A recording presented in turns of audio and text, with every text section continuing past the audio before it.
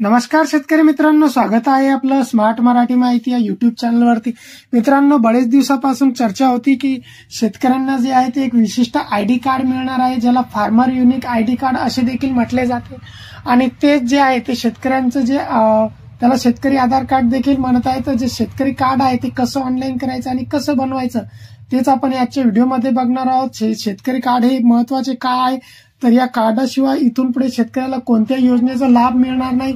तसेच शेतकऱ्याकडे जर एक कार्ड असेल तरच त्यांना पीएम किसान योजनेचे पुढील हप्ते मिळतील, तर अन्यथा ते हप्ते देखील शेतकऱ्यांना मिळणार नाही।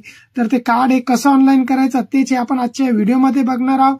तत्पूर्वी तुम्ही चॅनलवरती जर नवीन असाल तर चॅनलला सबस्क्राईब नक्कीच करा आणि व्हिडिओला लाईक करा, जेणेकरून आम्हाला देखील कळेल की तुम्हाला आमची दिलेली जी माहिती आहे ती आवडते।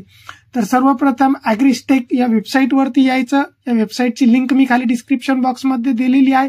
या वेबसाईटवरती आल्यानंतर इथे कोपऱ्यामध्ये लॉग इन विथ सीएससी चा ऑप्शन दिलेला आहे। लॉग इन विथ सीएससी च्या ऑप्शनवरती क्लिक करायचं। तुम्हाला आयडी बनवण्याकरता तुमच्याकडे सीएससी चा लॉग इन आयडी पासवर्ड असणे आवश्यक आहे। लॉग इन विथ सीएससी केल्यानंतर अशा प्रकारचं एक नवीन पेज ओपन होईल। एक नवीन पेज ओपन झाल्यानंतर इथे आपण बघू शकता, इथे जे आहे ते शेतकऱ्यांचं ज्यांचं आपल्याला आयडी कार्ड बनवायचं आहे त्यांचा इथे आधार नंबर टाकायचा आहे। आधार नंबर टाकल्यानंतर त्या शेतकऱ्यांचा आधार नंबर टाकल्यावरती आपण क्लिक केल्यावरती आधार नंबरवरती क्लिक केल्यावर जे आहे ते शेतकऱ्यांचं जो मोबाईल नंबर आधारला लिंक आहे त्या मोबाईल नंबरवरती एक ओटीपी येईल। तो ओटीपी इथे टाकायचा आणि त्याला व्हेरीफाय करायचा आहे। ओटीपी टाकून व्हेरीफाय केल्यानंतर इथे परत आपल्याला जे आहे ते शेतकऱ्याचा जो मोबाईल नंबर आहे तो व्हेरीफाय करायचा आहे। इथे मोबाईल नंबर आणि ईमेल आयडी दोन ऑप्शन दिलेले आहे। तर ईमेल आयडी व्हेरीफाय करणे हे बंधनकारक नाही आहे, फक्त आपल्याला मोबाईल नंबर हे व्हेरीफाय करायचा आहे। तर मोबाईल नंबर टाकायचा आणि त्यावरती परत एक ओटीपी येईल, तो ओटीपी इथे टाकून तो व्हेरीफाय करायचा। ओटीपी टाकून आपण आता व्हेरीफाय केलेलं आहे। आपण व्हेरीफाय केल्यानंतर आपण इथे खाली बघू शकता शेतकऱ्यांची जी आहे ती संपूर्ण माहिती इथे आलेली आहे।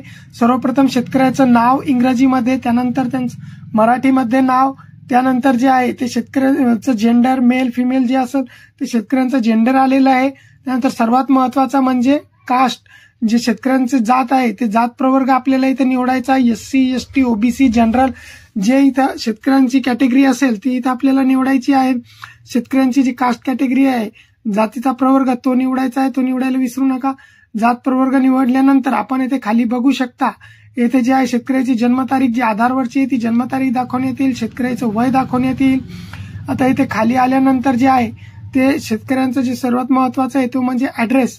शेतकऱ्यांचा ऍड्रेस काय आहे, राहता पत्ता काय, तो ऍड्रेस जो आधारवरचा ऍड्रेस आहे तो इथे ऍड्रेस दाखवण्यात येईल। त्यामध्ये तुम्हाला जे आहे जर तिथे ऑटोमॅटिकली त्यांचा जिल्हा तालुका आलेला नसेल तर तुम्हाला जिल्हा निवडायचा आहे, शेतकऱ्याचा तालुका निवडायचा आहे आणि गाव निवडायचं आहे।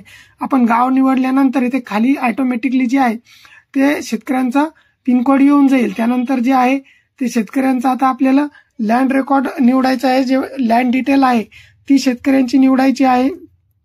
लँड डिटेल वरती क्लिक केल्यानंतर ओनर क्लिक करायचं आहे। ओनर वरती क्लिक केल्यानंतर इथे ऍग्रीकल्चर आणि जे बाजूला जे लँड ऍग्रीकल्चर डिटेल आहे त्यावरती ग्रीन टिक येऊन जाईल।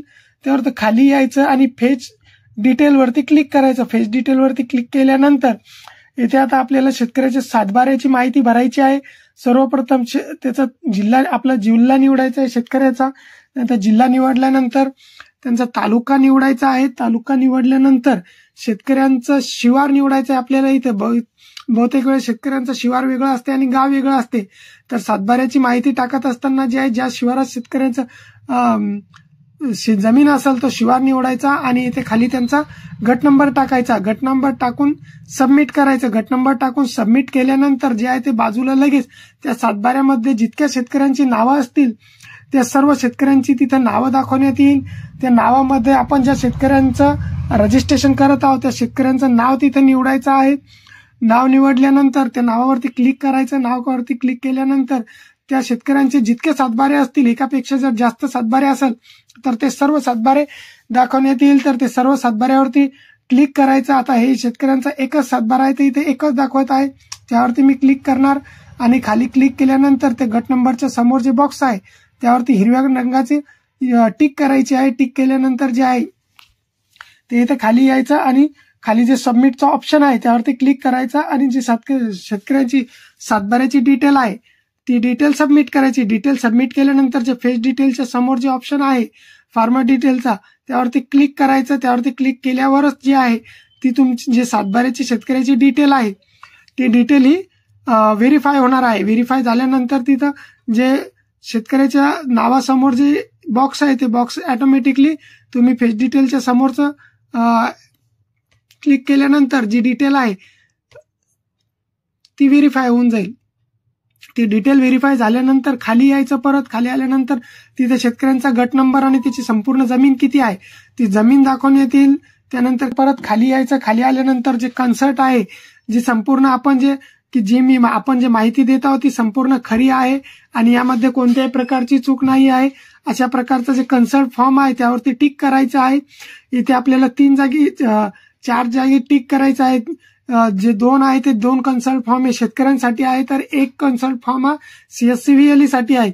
तर अशा 4 कन्सल्ट फॉर्म वरती टिक केल्यानंतर जे आहे तर खाली जे आहे ते खाली आपल्याला जे आहे ते सबमिटचा ऑप्शन दाखवण्यात येईल.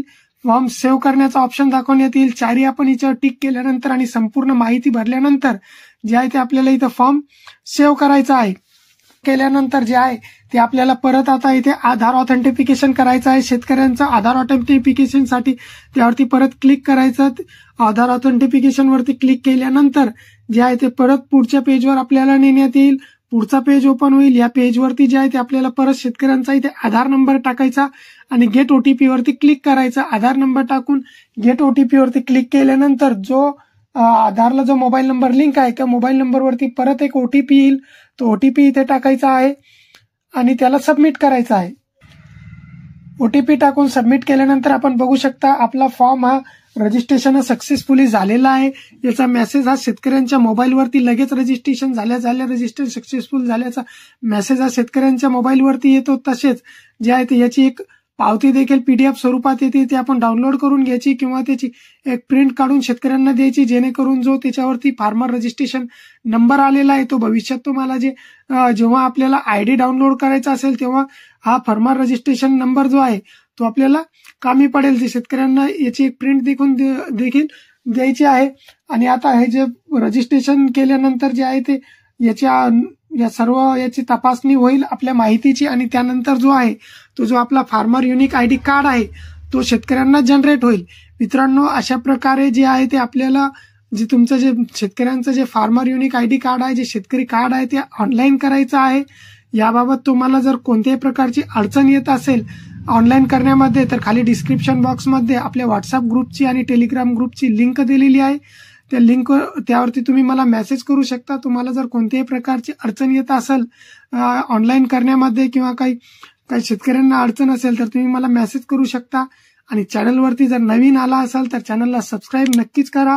व्हिडिओला लाईक करा जेणेकरून मला देखील तुमच्या पर्यंत अशीच नवनवीन माहिती पोहोचवण्यामध्ये प्रोत्साहन मिळेल. मित्रांनो, चॅनलला नक्कीच सबस्क्राईब करा आणि व्हिडिओला जास्तीत जास्त शेतकऱ्यांना शेअर करा. जय हिंद, जय महाराष्ट्र.